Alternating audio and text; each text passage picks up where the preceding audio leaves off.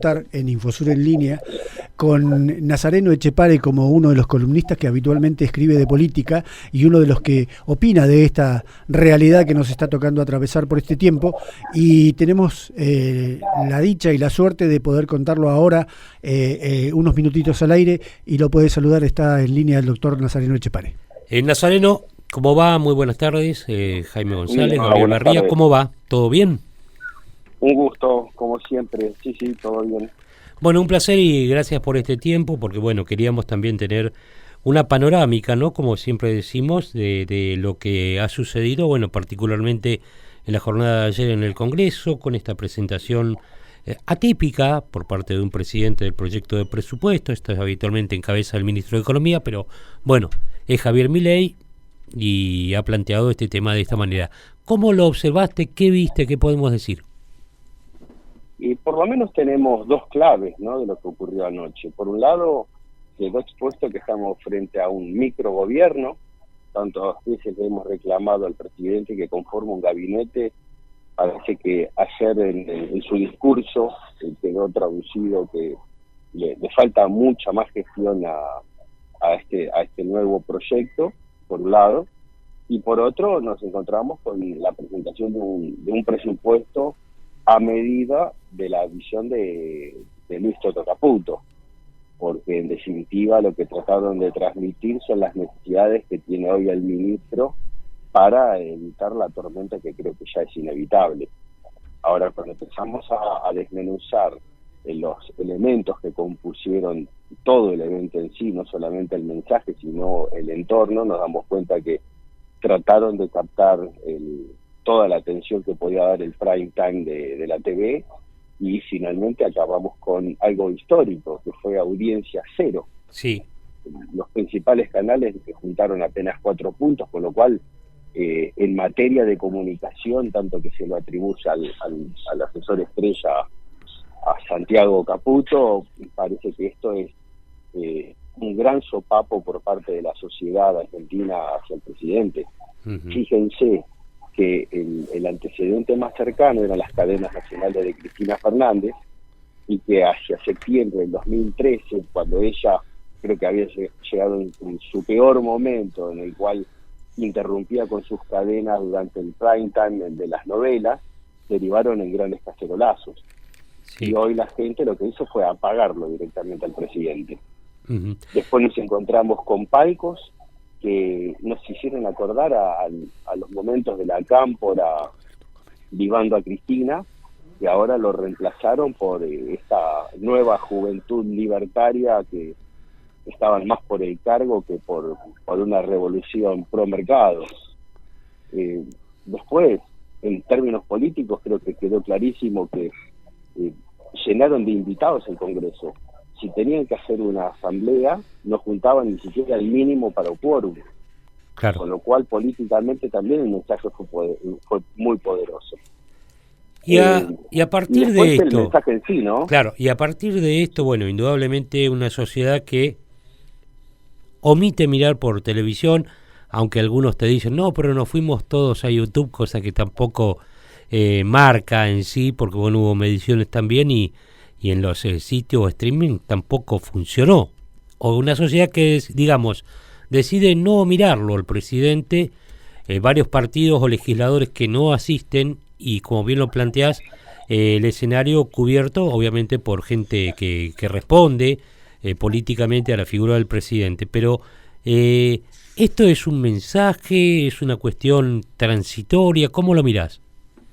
No, creo que ya esta cuestión de fingir demencia para apoyar un proyecto que no ha demostrado rumbo, ni siquiera desde la época de campaña, ayer tuvo un punto final. En algún momento nosotros podíamos llegar a compararlo inclusive con en las últimas horas, cuando se votó sobre el veto a la cuestión de los jubilados, que fue un ícono político que lo asemeja mucho al declive de Macri. Nosotros lo hemos vuelto a vivir, ya sea por el veto de Javier Milei en cuanto a la espalda política que podía tener y que alcanzó un punto final hace unos días atrás, y apagado general lo que se puede ver en las encuestas, ¿no? Ujú. De un nivel que, lejos de estar con una buena imagen como están tratando de venderlo, tiene encuestas que le dan 45 puntos o más de imagen muy negativa, no solamente negativa. Entonces, hay un momento que ya la verdad no se puede ocultar.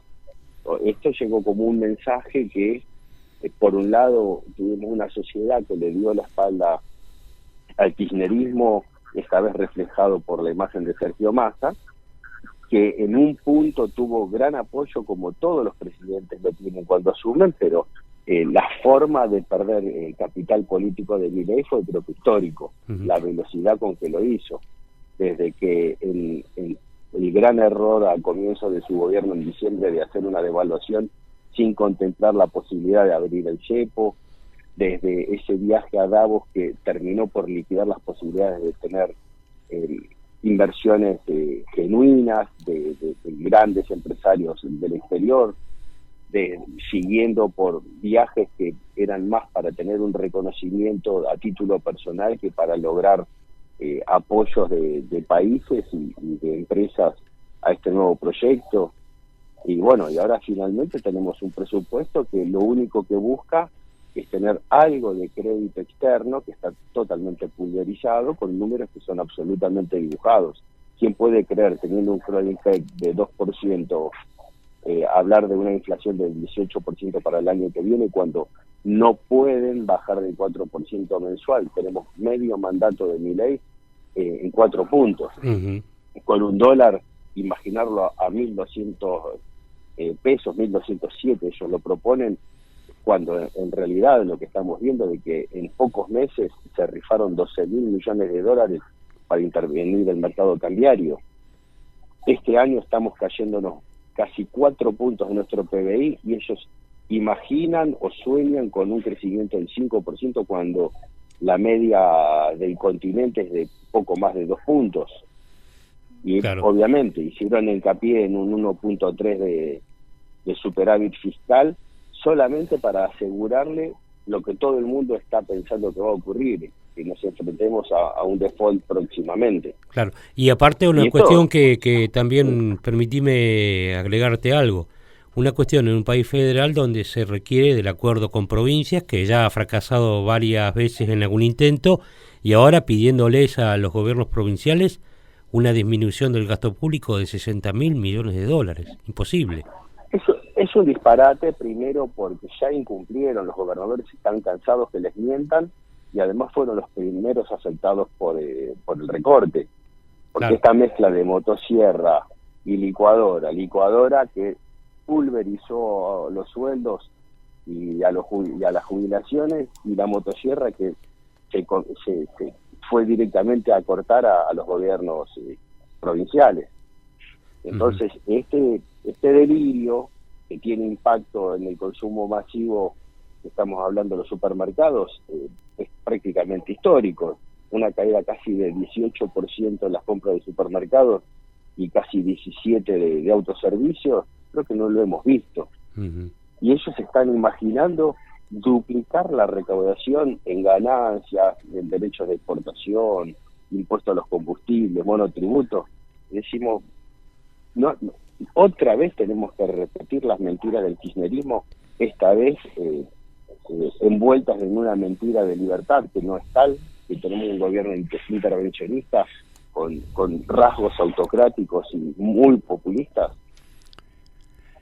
En definitiva, Nazareno, lo que vos planteás en algún punto es que el proyecto de presupuesto que planteó, no presentó aún, pero creo que se presentaba en el día de hoy en el Congreso de la Nación, no es ejecutable en los términos en los que el presidente los presentó anoche. Es un dibujo absoluto como en otro momento hubiera presentado Kicillof. Es lo mismo. A ver, Caputo es el mismo que fracasó hace algunos años atrás y que la propia Cristina le refrescó la memoria a Milei hace muy pocas horas atrás, cuando él decía que el peor ministro era Caputo, y ahora es que es el mejor.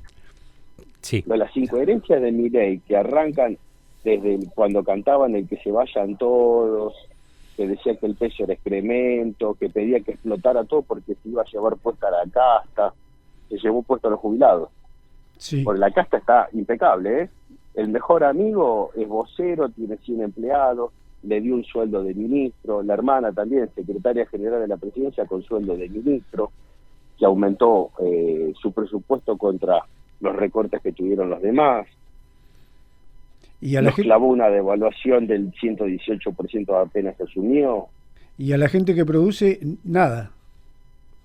Cero. Acá, cuando tenemos que ver, cuando el presidente firma el decreto 70/23 y la ley bases, solamente se benefició a 5 o 6 empresarios que fueron los que estuvieron cerca de él. Y al resto, nada.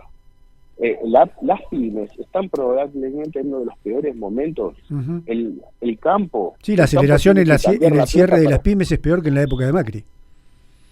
Tal cual. Y el campo que tiene que liquidar, pero liquida vía Paraguay, porque nadie le va a blanquear un centavo a este hombre. No, efectivamente. A ver, es 2 más 2 esto. No estamos haciendo un análisis demasiado profundo de la realidad. Es lo que está en carne viva. Sí, son los números macro, pero muy por arriba. Y menos mal que era un especialista en la macro, porque él decía que no iba ni siquiera al supermercado, que las compras se las hacía la hermana. El primer presidente economista. Futuro Claro, premio Nobel. Lo que pasa es que los que peinamos alguna cana nos damos cuenta cuando alguien tiene la cabecita de un chico de 11 años y nos trata de mentir. Esta es la realidad de Argentina, porque parece que una parte importante de la sociedad fingió demencia y ahora no nos queremos hacer cargo de que el tipo que está a cargo de la presidencia no tiene la mínima capacidad de gestionar lo que significa la República Argentina. Bien, estamos hablando con el abogado Nazareno Etchepare, que bueno, nos está ayudando a interpretar un poco esta realidad y este momento que atravesamos. Y volviendo a la consideración, suponemos que, ya sabemos, Unión por la Patria no lo va a acompañar. ¿Qué hará el macrismo? Que es la pregunta que muchos plantean, y particularmente la Unión Cívica Radical, que está fraccionada también, ¿no? Bueno, es muy sencillo. Milei viene de cometer torpezas como no teniendo número en las cámaras, expulsa a sus legisladores, los castiga. Volvemos a este tema de la cabecita de criatura, de castigar inclusive a gente que hizo lo que ellos le pidieron, como ir a visitar los represores. Uh-huh. O otro que se opone a que Ariel Lijo, un juez totalmente cuestionado, uh-huh, sea el candidato de Javier Milei para la Corte Suprema. Pero si se parece tanto a la casta, porque evidentemente es de la casta. Acá no tenemos más dudas. ¿No? Desde que Javier Milei es presidente, Cristina Fernández de Kirchner nunca más pisó tribunales. Es más, ella le hizo un favor hace pocas horas instalándose como su adversaria, pero claro, uno le escucha a la expresidente y era toda una estadista, pero con su mensaje moderado. Si no fuera que la conocemos tanto, pues claro, comparamos el mensaje de Cristina con los disparates de Milei y decimos, bueno, tenemos por un lado una señora muy moderada y del otro lado a un loco de remate. Por comparación. Pero claro, es que es realmente absurdo. ¿Qué mensaje le estamos dando al mundo cuando no garantizamos ningún tipo de medida futuro? Le estamos diciendo que nuestra Corte Suprema va a estar compuesto de magistrados cuestionados, que el presidente no puede garantizar medidas en el mediano o largo plazo, porque todo esto va a estar obviamente tachado de inconstitucionalidad, lo último que vino proponiendo. Entonces, ¿cuál es? Y obviamente el CEPO ni lo mencionó. No.